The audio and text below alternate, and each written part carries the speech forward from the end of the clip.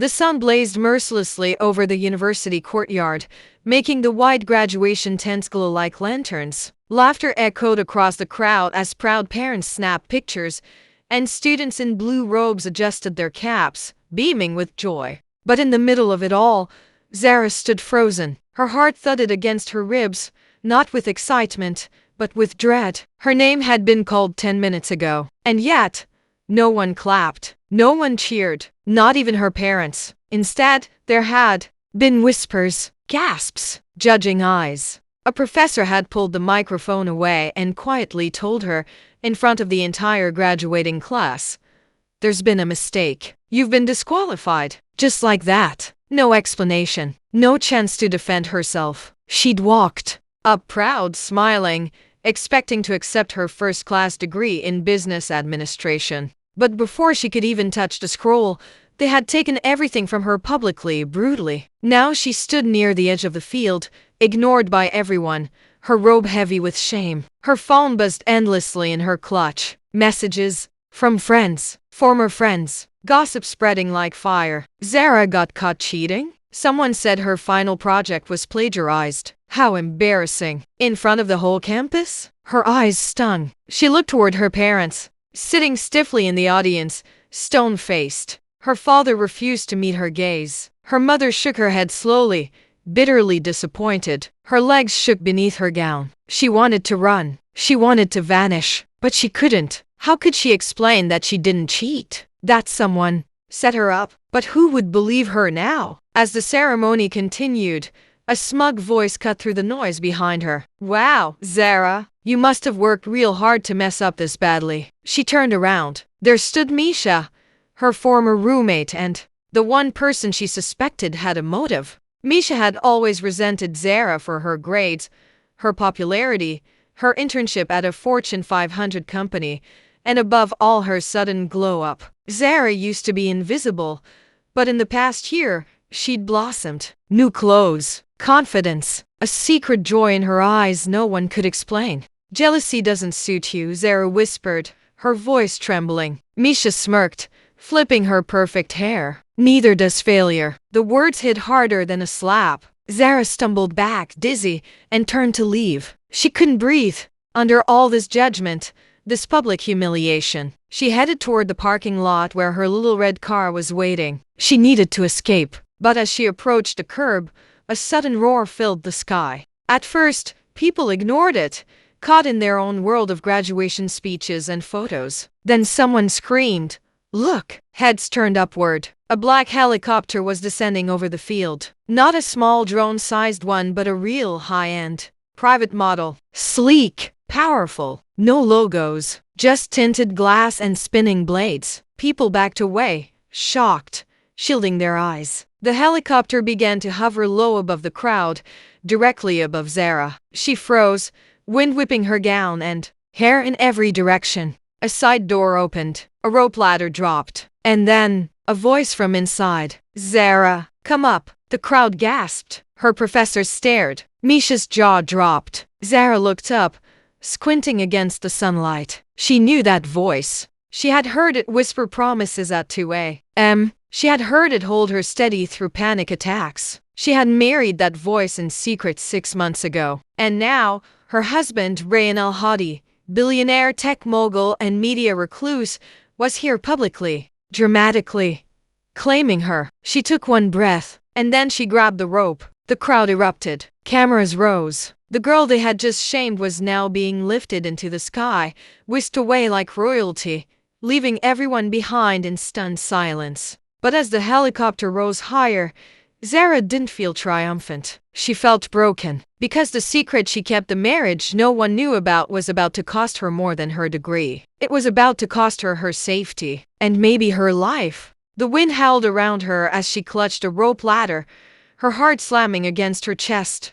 Her robe flapped violently, her graduation cap already gone, snatched by the gust. As she was pulled into the helicopter, Zara's fingers ached from the tension, but she didn't let go. Not when she was this high. Not when every eye below still watched her rise from disgrace like something out of a twisted fairy tale. Hands reached down to pull her in, and then she was inside, collapsing onto the floor of the helicopter. She gasped for air. It smelled like leather and cologne and machine oil. Then, a warm hand on her cheek. She looked up. Ryan knelt in front of her, his dark eyes scanning her face for bruises or tears. His suit was pressed immaculate, like he'd just come from a board meeting instead of a daring rescue. But behind that polished exterior, his jaw was clenched, furious. What the hell happened? His voice was low, shaking. Zara swallowed hard, her throat dry. They accused me of cheating. In front of everyone. What? I didn't. You know I didn't. Someone set me up.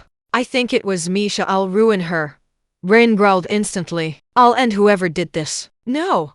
She grabbed his hand quickly, holding it to her chest. Not yet. Please. I don't even know how they got access to my files. My whole project was on my encrypted drive. Rain stared at her for a second, then reached into his coat and pulled out a tablet. Then let's find out, he said coldly. She blinked. Now? He nodded. I had your laptop mirrored after that internship hack last month, just in case someone tried anything stupid. I have all your data, Zara. Her eyes widened. You mirrored my laptop? He paused. For protection. After that, company tried stealing your designs, remember? I wasn't going to let you walk into the lion's den unarmed. She didn't know whether to be angry or relieved. But before she could respond, Rain tapped the screen and pulled up her project files. A moment later, he turned the tablet to show her. Her heart dropped. The files had been edited. The timestamps, the content, they'd been altered.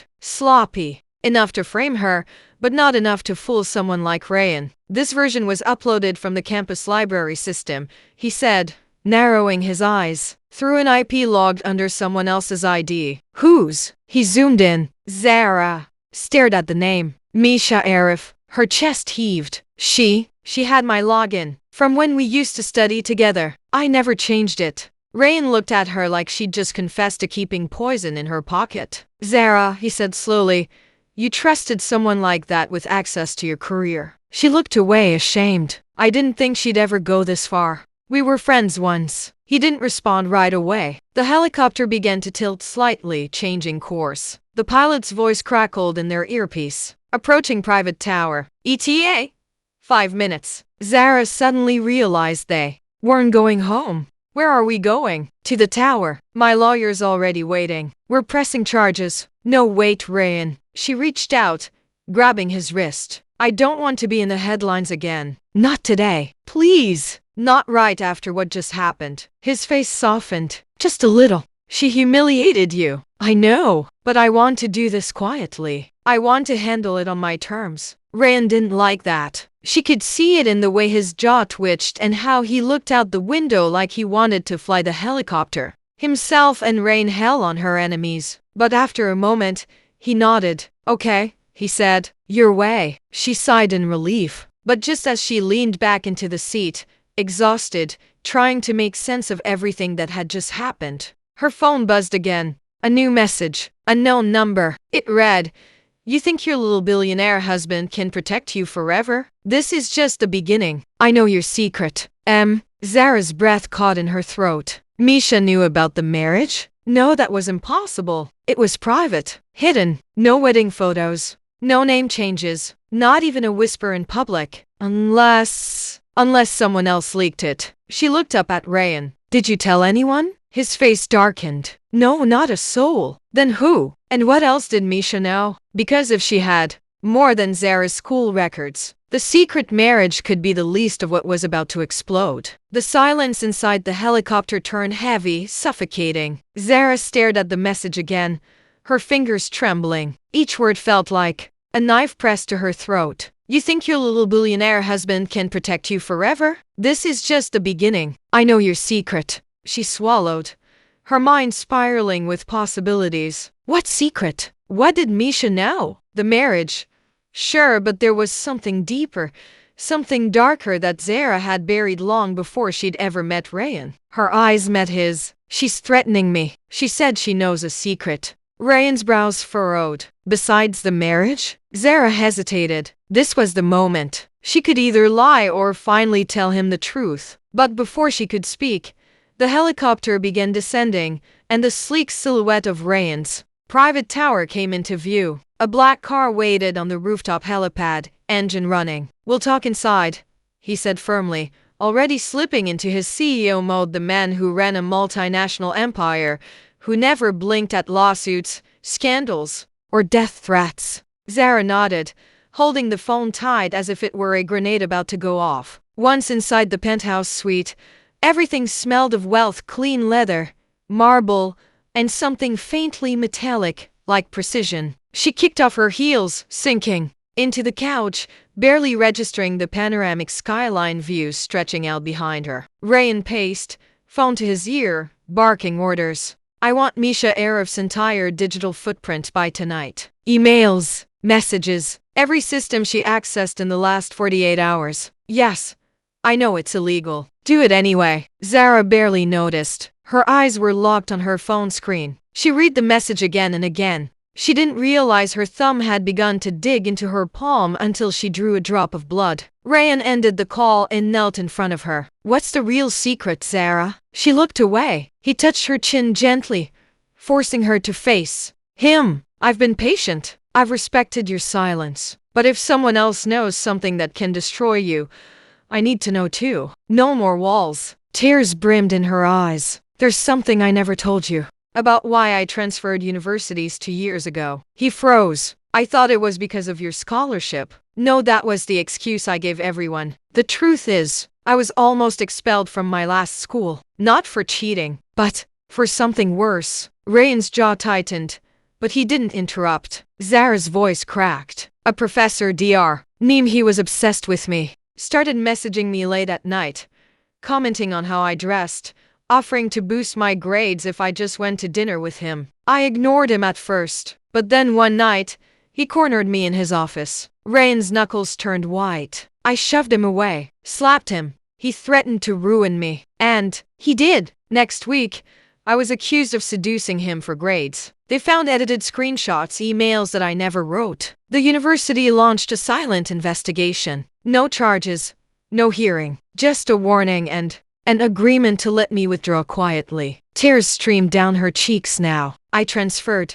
buried it, and promised myself I'd never talk about it again. I thought I escaped it. But if Misha somehow found that old file..." Rayan stood up so fast the glass table shook. He slammed his fist on the wall, his body shaking with fury. "She weaponized your trauma for humiliation," he spat. "This is more than jealousy. She's dangerous." Zara wiped her tears. "I don't know how she got that file. I erased everything. It was only saved on one encrypted hard drive, locked inside my old apartment." Rayan turned back slowly. "You lived with Misha for a year in that apartment." Zara's heart skipped a beat. "Oh my God," she whispered. "She had the keys." He nodded grimly. "She waited, gathered ammo, and picked the day where it would ruin you most." A knock on the door interrupted them. One of Rayan's security men stepped in, silent and stiff. "We found something. You'll want to see this." They followed him down a corridor into a private room lined with screens. CCTV footage from Zara's old apartment building was frozen on one frame. Misha, wearing a hoodie and mask, entering Zara's unit late at night. The date was from 3 weeks ago, right before final project submissions. She broke in, the guard said, picked the lock, took something and left within 10 minutes. Zara clenched her fists. She planned it all. Rayan's phone buzzed again. Another text. He read it, then showed it to Zara. "Next time you humiliate someone like me, make sure they don't have dirt on your precious husband too." Should I leak what he did in Berlin last year? Zara looked up at him. What happened in Berlin? Rayan's face went pale. Rayan's expression shifted in an instant from anger to something Zara had never seen on him before. Fear. Real, silent, deep-rooted fear. She felt her pulse surge. "What happened in Berlin, Rayan?" He opened his mouth, then closed it. "Tell me." He turned away, walking toward the window, jaw tense, fists at his side. Outside, the city glowed,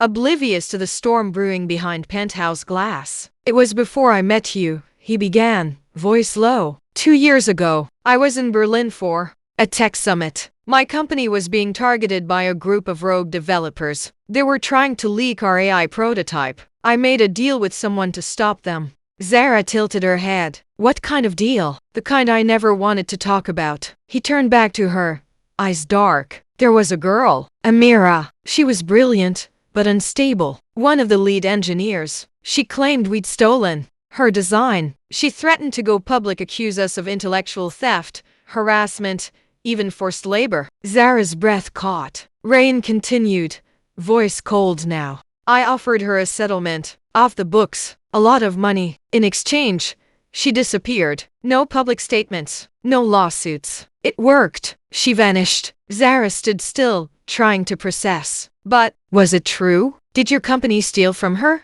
Rayan hesitated. That hesitation was enough. You did, she whispered. You let them take her work and then paid her off. I didn't know at first, he said quickly. But when I found out, I made the decision that protected the company. And yes, it protected me too. Zara stepped back, the weight of it crashing over her. So Misha knows about Amira? Rayan nodded. It was buried deep. But if she hacked into my system or paid someone. Zara's knees went weak, and she sank onto the couch. This wasn't just about her disgrace at graduation anymore. This was a war, one that was carefully staged, with Misha pulling the strings. Humiliate Zara, then blackmail Rayan. She had them both trapped now, their secrets hanging over their heads like loaded guns. I underestimated her, Zara murmured. She's not just petty, she's strategic, Rayan said bitterly. And the worst part is she hasn't even made her move yet. This is just the pressure before the kill. Zara stared at the floor. She could feel it too. Misha was still holding something back. Something that would blow up in their faces when they least expected it. We need to confront her, Zara said suddenly. Not through your lawyers. Not in court. In person. Just her and me. No, Rayan said instantly. You're not going near her. She's dangerous. She's obsessed with destroying you. Zara stood. Then that's exactly why I have to face her. She wants me afraid. I won't give her that satisfaction. He grabbed her arm, gentle but firm. Zara, please, let me handle this. She looked at him, the man she had fallen in love with, the man who had secrets buried almost as deep as hers. I love you, she said, but I need to end this myself. You can't keep rescuing me from the sky every time someone throws dirt on my name. His lips pressed into a thin line. Then I'm coming with you. No, she won't talk if you're there. She wants me to break. He hesitated, then nodded. I'll have a team tailing you. You won't be alone. Not really. Zara gave a faint smile. Fine, just stay out of sight. Within the hour, a message was sent to Misha. You want a showdown? Let's have it. Tonight. Come alone. Misha replied within a minute. Rooftop of the old arts building. Midnight. Wear something dramatic. Zara tossed the phone on the couch. Rayan stared at her. What are you going to say to her? Zara didn't blink. I'm not going to say anything. I'm going to expose her. Midnight came cloaked in silence. The city had slowed to a hum, the streets below nearly empty, but up on the rooftop of the abandoned arts building, tension wrapped the air like a noose. Zara stood alone beneath a flickering light, the wind teasing her hair, her black coat trailing behind her like smoke. She looked up at the stars, steadying her breath. This place used to be beautiful, a canvas for creativity, late-night dance rehearsals, open mic nights. Now it was cracked concrete and memories, the perfect place for secrets to rot. Footsteps echoed behind her, heels, slow, purposeful. Zara didn't turn. You're late. Misha's voice slid through the air like ice. And you're still stupid. Zara turned to face her. Misha wore a crimson dress that shimmered under the broken rooftop light. Her face was flawless, makeup sharp, eyes glittering with cruel amusement. Why? Zara asked simply. What did I ever do to you to deserve this level of hate? Misha smirked. You existed.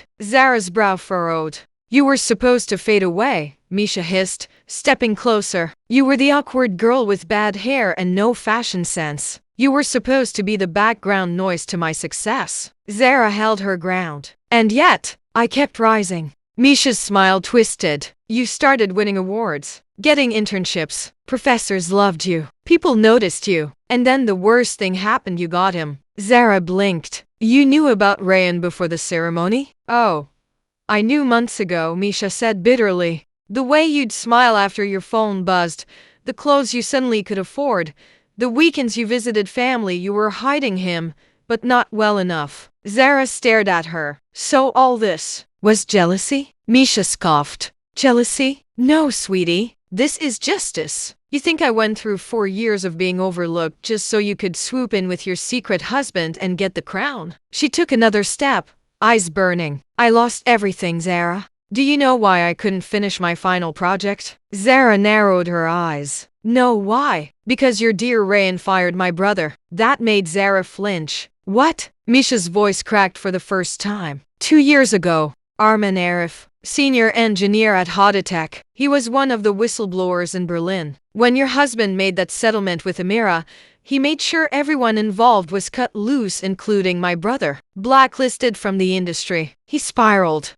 got into debt, disappeared. Zara's heart sank. I didn't know. Of course you didn't. You were too busy playing princess in secret weddings and penthouse love nests while the rest of us were bleeding. The rooftop fell silent, only the wind moving. Zara finally spoke, voice low. So you torched my reputation because of what happened to your brother? Misha's lip curled. I'm not done. She pulled something from her clutch, a flash drive, and tossed it at Zara's feet. I have footage from Berlin. Rayan threatening Amira in a hotel room, telling her she'd never work again if she went public. You think the media won't eat that up? Zara stared down at the drive. Her stomach turned. Why bring this to me? Just leak it. Because I want something, Misha said, her tone suddenly flat. Zara looked up. What? Leave him. Zara blinked. What? You heard me. Misha's voice dropped to a venomous whisper. Divorce him. Publicly. Humiliate him like he humiliated my brother. Walk away from the fairy tale and watch it crumble. Zara's throat went dry. Why would I do that? Misha stepped forward,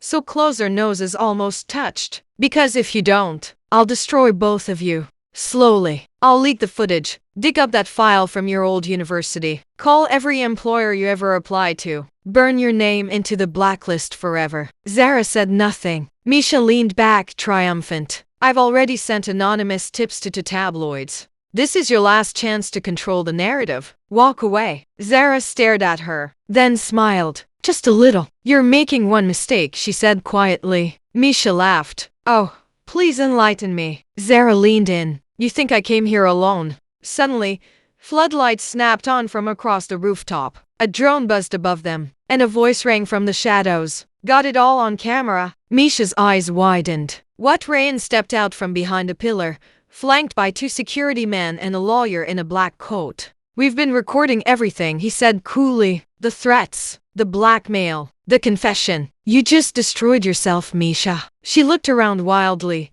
panic creeping in for the first time. No.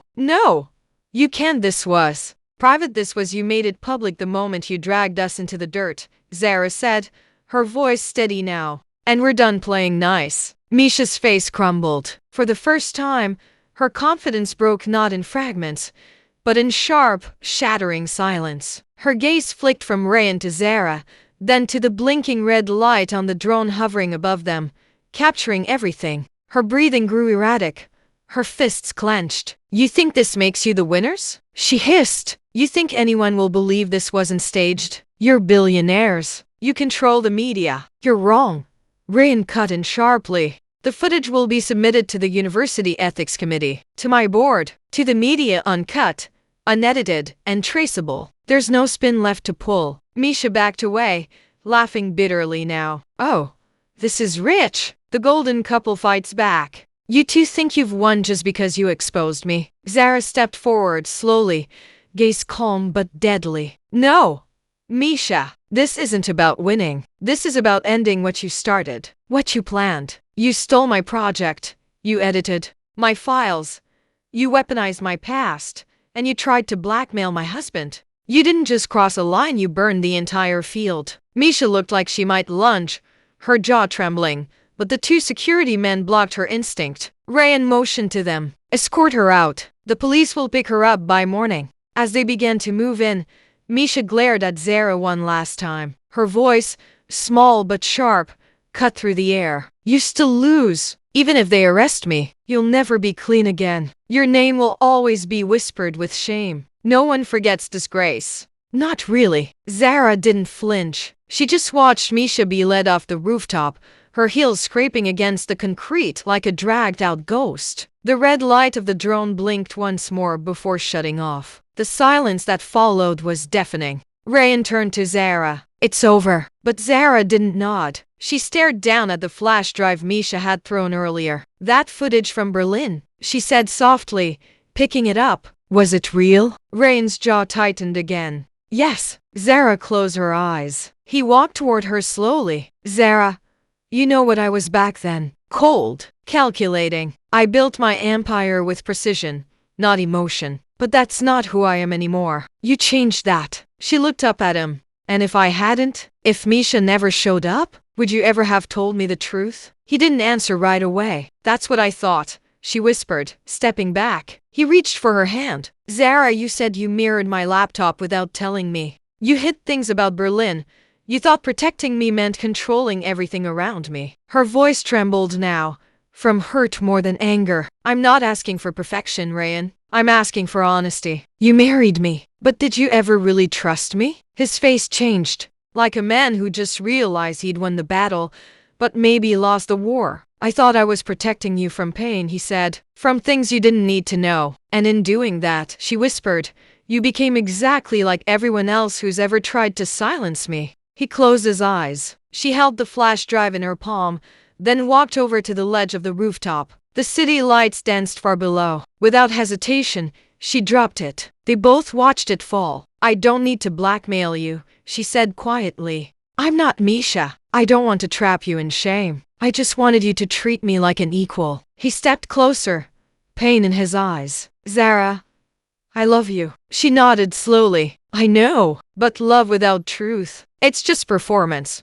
The wind picked up again, cold now. "I need time," she said. "Time to figure out who I am without disgrace hanging over me. Without shadows." Ryan looked shattered. "Are you leaving me?" She shook her head. "Not forever. But for now, yes." He reached out one more time, but didn't stop her when she stepped away. "I'll wait," he said, his voice hoarse. She gave him one last look, something between heartbreak and strength, and walked toward the stairwell. Every step felt like shedding a skin she never wanted to wear. She didn't know what tomorrow held. The university might take her back, the media might still whisper, but for the first time in weeks, she wasn't afraid. She had faced disgrace. She had walked through the fire, and she was still standing. The next morning, the sun felt too bright. Zara stepped out of a cab and stood at the gates of her university, no longer wearing robes or heels, just a simple black blouse, jeans, and calm determination.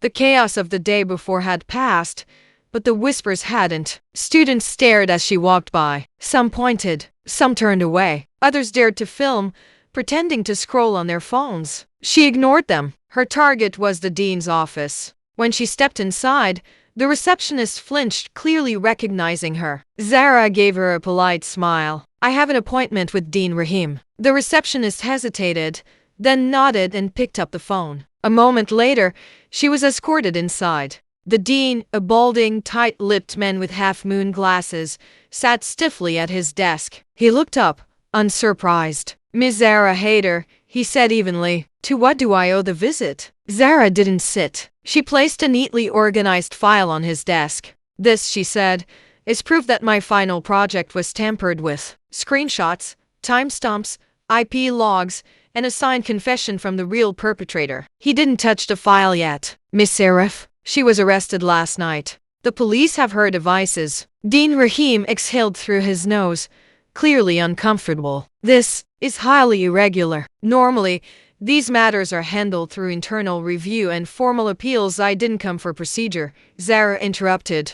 "I came for justice." He finally picked up the file, flipping through it. "And you're telling me you still want to graduate?" Zara looked him straight in the eye. "No, I don't want to graduate." He raised an eyebrow. "I want my name cleared. I want my record corrected. I want my work restored to its rightful place. I don't need a scroll and applause. I need the truth to be put back where it belongs." Dean Rahim leaned back in his chair, studying her. "I suppose," he murmured slowly, "you're not the same girl who stood humiliated on that stage." Yesterday. Zara smiled faintly. No, sir. She burned. He nodded once. It'll take a few days to verify this, but you've made your point. And I apologize for how it was handled. She didn't thank him. Not yet. Not until it was done. She left the office with her head high, her shadow no longer trailing with shame. Back outside, she checked her phone. Dozens of messages. Some supportive, some venomous. Journalists requesting interviews. Students tagging her in sympathy posts. But one message stood out. No number, just a name.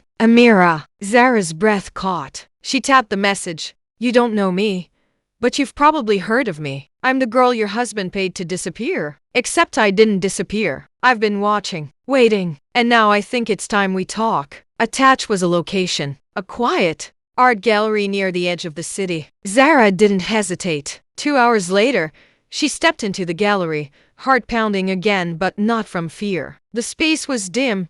The walls hung with haunting images, digital paintings, machine renderings, sketches of fractured bodies and broken systems, each one pulsed with emotion, betrayal, genius, rage. In the center stood a woman in a slate gray scarf, her eyes sharp and intelligent, her expression unreadable. You must be Amira, Zara said quietly. Amira nodded. And you're the woman who married my enemy. Zara didn't flinch. He's not perfect. I know that now. Amira studied her. Yet you still wear his name. I don't, Zara replied. Not legally, not publicly, and maybe not forever. Amira stepped forward. Then why are you here? Because Misha tried to use you as a weapon, and I want to hear your side, not hers. Amira's eyes softened barely. Do you know what it feels like to build something from nothing, only to have it stolen? Yes, Zara said immediately. Amira nodded once. Good, then maybe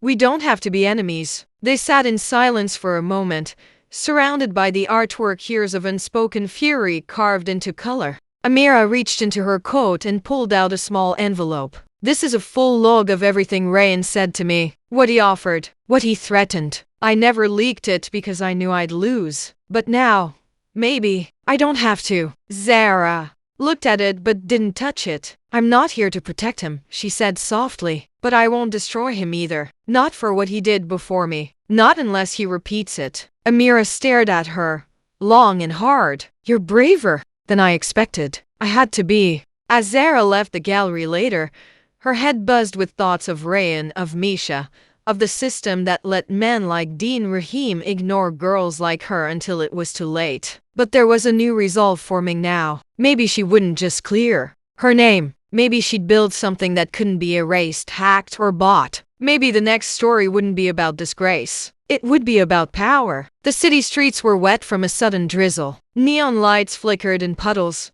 and Zara walked slowly, envelope in hand, her boots tapping rhythmically on the sidewalk. The words Amira had said echoed in her head. You're braver than I expected. Maybe she was. Or maybe she was just tired of being afraid. She slipped into a small cafe tucked between two shuttered stores and ordered a black coffee. No sugar, no cream, just something real. She sat by the window, staring out at the traffic, the rain streaking the glass like teardrops. She hadn't cried yet. Her phone buzzed. Rayan. She let it ring. He had called 4 times since she walked out of the penthouse. He hadn't sent a single message, no begging, no explanations, just calls, silent signals asking for a chance. She appreciated that, but she wasn't ready, not yet. She opened the envelope Amira gave her. Inside were 3 pages, printed emails, and a USB drive. No drama, no theatrics, just facts, and one note written in a small, steady hand. One day, you'll be powerful enough to protect someone else from this. Don't forget what it took to get there. Zara closed the envelope and stared out the window again. For the first time in weeks, her hands weren't shaking. When she got back to her apartment that evening, the small one she had before Rayan came into her life, everything felt smaller but somehow more real. The chipped wall paint, the leaking tap, the rickety bookshelf. It was her space, her pain, her foundation. She pulled out her laptop and began typing. Not a resume, not a complaint, a story. Her story, from the beginning. The professor who cornered her, the anonymous accusation, the shame at her last university, The silence she'd been forced to live in. The way Misha exploited it. The way the system was built to protect power, not truth. She didn't write it with bitterness. She wrote it with blood. Her fingers flew across the keyboard for hours, and when the first draft was done, she didn't save it privately. She opened her blog, the one she hadn't touched in over a year, and hit publish. She titled it, "The Day I Was Shamed in Front of a Crowd and Why I Didn't Deserve It." By morning,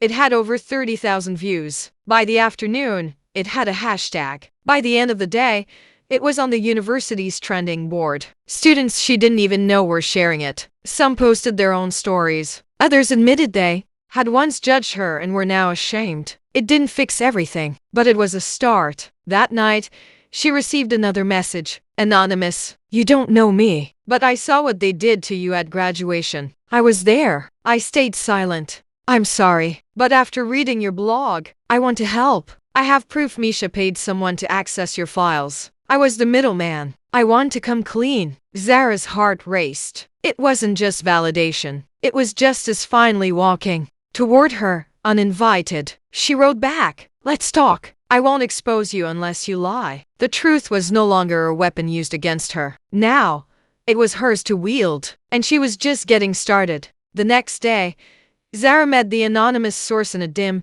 nearly empty library reading room. He was a second-year ID student, skinny, twitchy fingers, thick glasses, and nervous eyes. He introduced himself as Hamid and barely made eye contact as he sat down across from her. "You're not recording this, right?" he asked immediately. "No," Zara said calmly. "But if you lie, I will expose you." Hamid's throat bobbed. "I didn't know it was going to be used like that," he said quickly. "Misha just said she wanted to check her old project submissions and needed help accessing a locked account. She offered $500. I didn't ask questions. I just ran the hack." Zara folded her arms. "And when did you realize what you'd actually done?" He squirmed. "When I saw the video of you being called out at graduation. I recognized the file. I saw the folder name. I knew then." Zara leaned forward slightly. "And you did nothing?" I panicked. "Look, I'm not some villain. I was just stupid.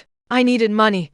I thought it was harmless." "You helped destroy someone's academic life," she said flatly. "You handed over the weapon." Hamid nodded, ashamed. "I know, and I want to make it right." He reached into his backpack and pulled out a flash drive. "This has the screen recording, the full log of the file access, IP stamps, timestamps, everything. It shows that it was Misha's device, her credentials." Zara stared at it, then slowly took it from his hand. "You realize this could get you expelled too?" He swallowed hard. "Then I'll take that risk. But I want it to be known that I tried to fix it." She nodded once. "Thank you." As he stood to leave, she added quietly, "You're lucky I'm not Misha." Hamid gave a weak smile. "Yeah, I figured." By the end of the day, Zara had updated her blog again, this time with names blacked out but with actual proof. Screenshots, logs, a copy of the email from Hamid giving his confession. And this time, the fire caught faster. By evening, multiple student pages were flooded with reposts. Hashtag Justice for Zara began trending locally. People were angry not just at Misha,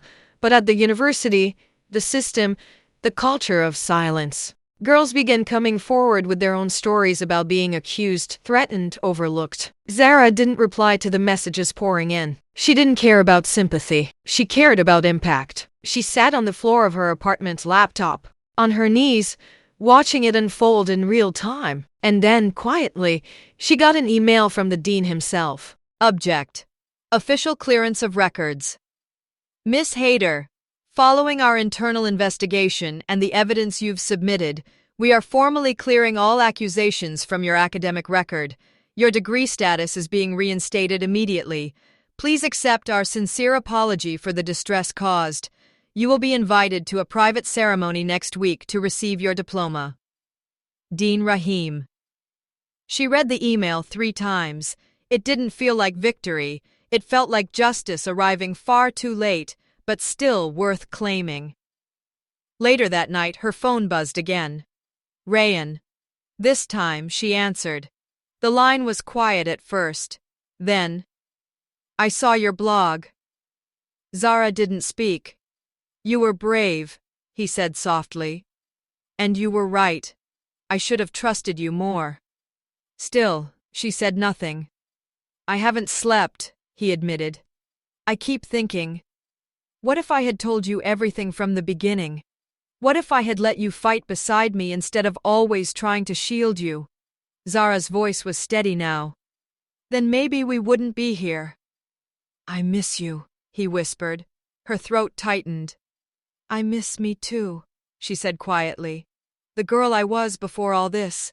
But I like the one I'm becoming now even more. A pause. Then Rayan asked, would you let me see her again someday? Zara closed her eyes, heart aching. Maybe. When she's ready. They didn't say goodbye, just silence. Soft, lingering, full of something unresolved, but no longer painful. As she ended the call, Zara looked around her tiny apartment. This wasn't the end of anything, it was the beginning, and this time, she would write every word of the story herself. It was the third night in a row Zara didn't sleep. Not because she couldn't, but because she didn't want to. Her mind was too alive, wired with clarity, with fire. The fog that had clung to her since the day of graduation was gone, replaced by purpose. She was no longer surviving. She was strategizing. Around her, the world buzzed louder each day. Her blog post was picked up by a major digital magazine under the headline, "Humiliated at Graduation, This Student Fought Back," and exposed a system. The messages flooded in now. Hundreds of emails, DMs, comments. Girls from universities across the country were sharing their own experiences. Some were cheering her on. Others asked for advice. A few even said she gave them the courage to speak up for the first time. Zara responded to as many as she could. Not with long speeches. Just something simple. You're not alone, and you're not crazy. They want you to believe that. Don't. But even as the world started lifting her up, something darker hovered in the background. Misha. She was out on bail, temporarily. Zara had read the police report, how Misha had tried to claim she was the victim, that Rayan and Zara had entrapped her with fake recordings, but with Hamid's testimony, the digital forensics, and now Zara's public platform, her lies didn't stand a chance. Still, Misha was dangerous. Because the moment she lost control, she became unpredictable. That night, Zara was walking home from a late-night coffee run, hoodie up, headphones in, just a soft playlist playing, when a black car rolled up beside her on a quiet street. At first, she didn't think anything of it, until the window rolled down, and Misha's voice sliced through the air. "You've got the whole city fooled, don't you?" Zara froze mid-step. She turned slowly. Misha was in the passenger seat, hair tied up, no makeup, face tight with cold fury. There was a driver she didn't recognize behind the wheel. The engine idled low, like a growling animal. "I'm not afraid of you," Zara said, voice even. "You should be."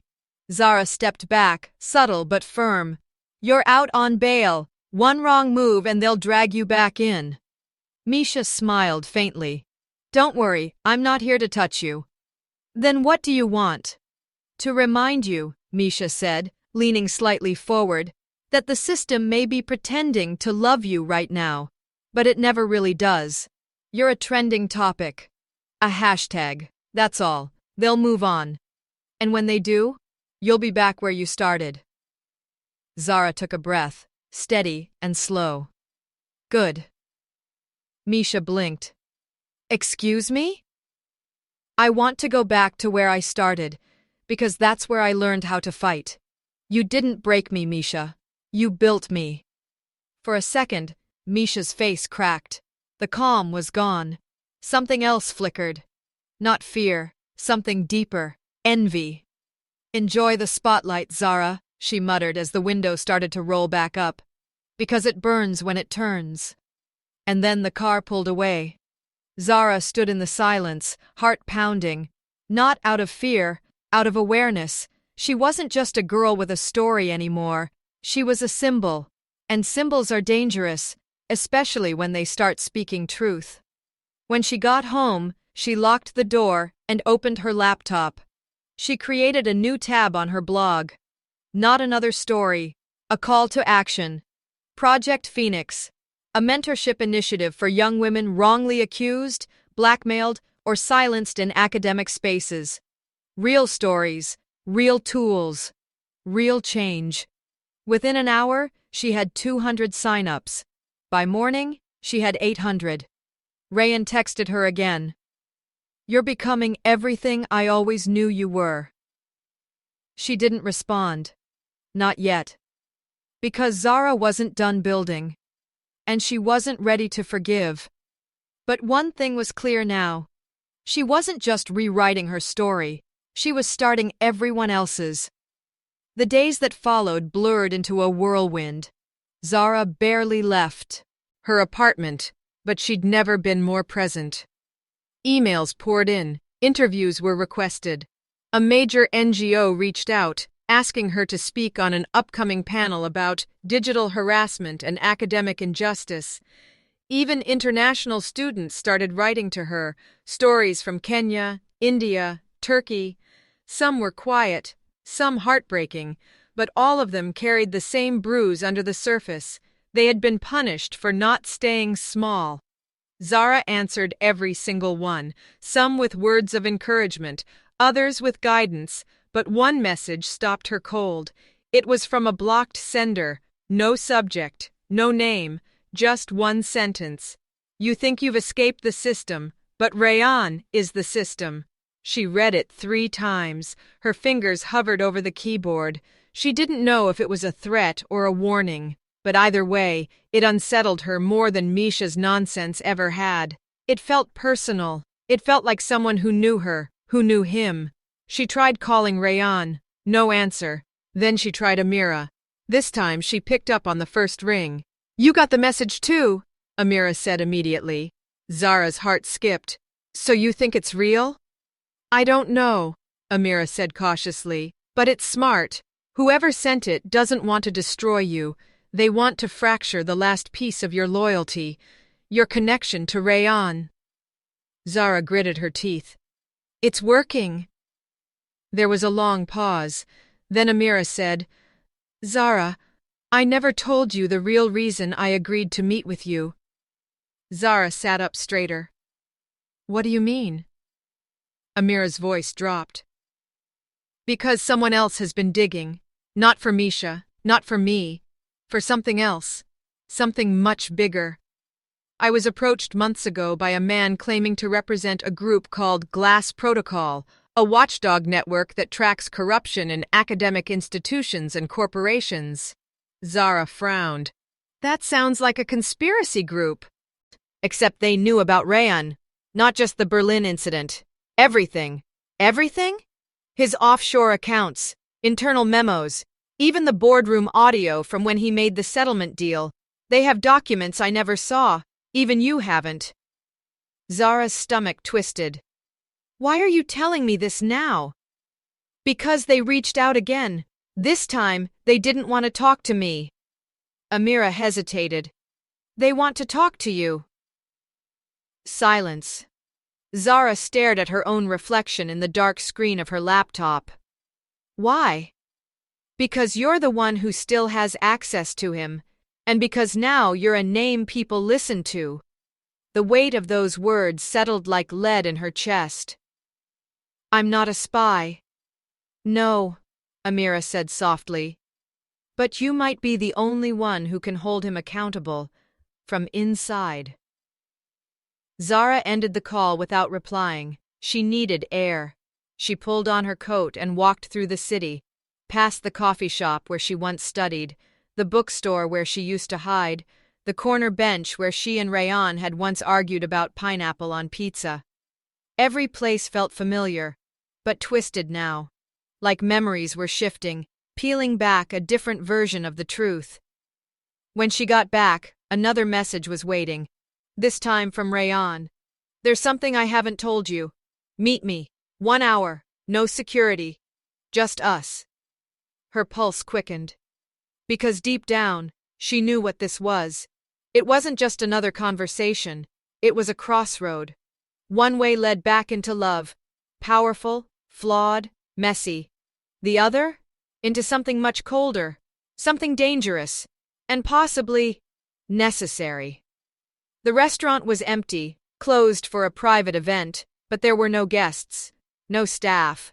Just soft jazz humming through ceiling speakers and Rayan sitting alone at a table in the far corner, two untouched glasses of water before him. He looked exhausted, not the polished billionaire the world admired, not the rooftop hero with a helicopter. Just a man who looked like he hadn't slept in days. Zara walked toward him slowly, the heels of her boots echoing across marble. She didn't sit yet. "You said no security," she said, scanning the room. "There isn't," he replied quietly.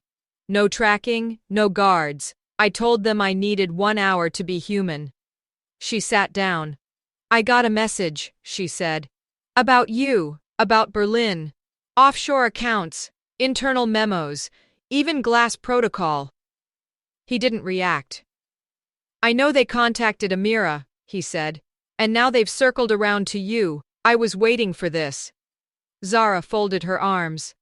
"So it's all true." Rayan took a long breath. "Yes." No denial, no spin, no technical excuses. He looked her in the eyes. "I built Haditech with blood on my hands, Zara.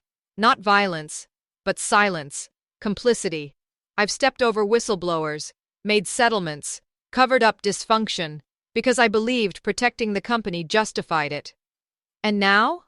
she asked. "Now I realize I never protected anything. I just delayed the reckoning." Zara's throat tightened. "Why tell me now?" "Because I don't want you to carry the weight of defending a man who isn't worth defending." He pushed an envelope across the table. "In there are access codes to 2 internal vaults. They hold every transaction, every deal, every buried file from the last 7 years. She stared at the envelope. "I'm giving it to you," he continued, "because I don't want a PR firm or a lawyer managing my consequences. I want you to decide what happens to me." Silence stretched. Zara reached for the envelope but didn't open it. "I don't want your company," she whispered. "I'm not offering it," he said gently. "I'm offering you the truth. Unfiltered. Unedited. The kind Misha tried to weaponize. I'd rather you hold it." Zara looked away. "You really loved me, didn't you?" she asked. "I still do." She nodded slowly, then stood. "I believe you," she said. And then she added, "But I'm still going to publish it." He didn't flinch. "I know." Their eyes met one last time, and she walked away, not in rage, not in heartbreak, in power. 3 weeks later, Zara stood behind a podium at an international tech ethics summit in Dubai. Her story had gone global.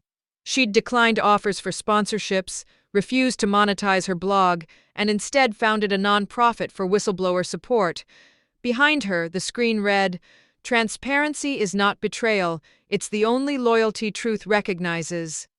Zara Haider." She was now more than just the girl who had been disgraced at graduation. She was the voice for those too afraid to speak. Rayan resigned from Haditech, quietly, with dignity. No lawyers, no public fight, just a press release that said, "Sometimes, the best leaders are the ones who admit they were never worthy of the title." Zara never responded publicly, but in private, she mailed him a letter. "I didn't burn you down, Rayan. You gave me the match, and that's why I'll always respect you." She never signed it. He'd know who it was from. And on the day of what should have been her wedding anniversary, Zara didn't cry. She boarded a flight to Nairobi to launch her second project, a global academic justice coalition. And as the plane took off, she looked out the window at the clouds and whispered to herself, "I was never meant to be rescued. I was meant to rise."